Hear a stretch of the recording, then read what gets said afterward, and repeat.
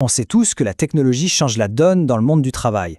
Mais que se passe-t-il quand le mode d'emploi officiel d'un métier est complètement déconnecté de la réalité?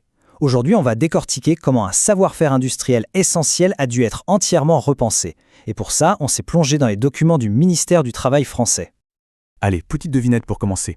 Qu'est-ce qui peut bien lier une simple coque de téléphone, une portière de voiture et un boîtier de maquillage? À première vue, pas grand-chose, on est d'accord. Et pourtant, la réponse se cache dans la manière dont ils sont fabriqués. Le secret, ce sont les outils qui leur donnent forme. Plus précisément, les moules. Imaginez des blocs de métal sculptés avec une précision d'orfèvre et qui servent à produire des milliers, voire des millions de pièces parfaitement identiques. C'est un artisanat industriel qu'on ne voit jamais, mais qui est absolument partout. Et ça nous amène pile au cœur de notre sujet, la personne qui se cache derrière ces créations, une sorte de sculpteur sur métal des temps modernes. Son nom officiel, le fraiseur d'outillage. Attention, on ne parle pas d'un simple opérateur de machine, c'est un vrai expert, capable de prendre un bloc de métal brut et de le transformer en un outil d'une complexité folle, qui va ensuite servir à fabriquer tous les objets de notre quotidien. Et pour bien comprendre comment ce métier a évolué, on est allé à la source la plus fiable possible, le référentiel officiel publié par le gouvernement français. C'est ce document qui fixe les règles du jeu pour la profession. Sauf que voilà le problème.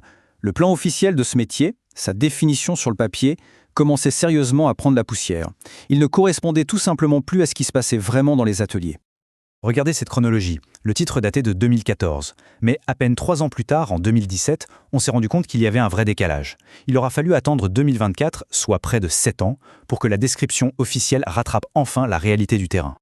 Pour être bien clair, ce titre professionnel, c'est quoi au juste? En gros, c'est le document de référence. C'est lui qui dit quelles compétences il faut avoir, quelles sont les tâches à accomplir. Bref, c'est le plan directeur du métier. Et le premier changement, il saute aux yeux, c'est le nom. On est passé de commande numérique à usinage conventionnel et numérique. L'ajout de ces deux mots, ça peut paraître un détail, mais en fait c'est une véritable révolution. Ça reconnaît officiellement que le métier est devenu hybride. Mais le plus gros changement, il est dans la structure même. Avant, on pensait le métier en étapes de fabrication. D'abord on dégrossit, puis on finit, etc. Maintenant, on le pense par type de technologie. D'un côté, le travail manuel, conventionnel. De l'autre, le travail piloté par ordinateur, le numérique. C'est un changement total de philosophie. Alors, comment on en est arrivé là? Eh bien, pas par magie. Ça a demandé un vrai travail de détective pour comprendre ce qui se passait réellement dans les ateliers d'aujourd'hui. La méthode a été super rigoureuse. D'abord, les experts ont épluché des centaines d'offres d'emploi pour voir ce que les entreprises cherchaient concrètement. Ensuite, ils ont directement interrogé les employeurs. Et enfin, ils ont analysé les grandes tendances technologiques du secteur. Et quand on dit éplucher, c'est pas une image, ce sont 200 offres d'emploi qui ont été passées au crible. C'est cette analyse de la demande réelle du marché qui a vraiment mis en lumière l'ampleur du décalage. Le verdict de l'enquête est sans appel. Le fossé se creusait entre les compétences manuelles traditionnelles et les nouvelles compétences numériques. Le paradoxe, c'est que le professionnel d'aujourd'hui, il doit maîtriser les deux, parfaitement. Bon, maintenant qu'on a le diagnostic, voyons le remède. À quoi ressemble le nouveau plan de ce métier, une fois redessiné pour coller à la réalité de 2024?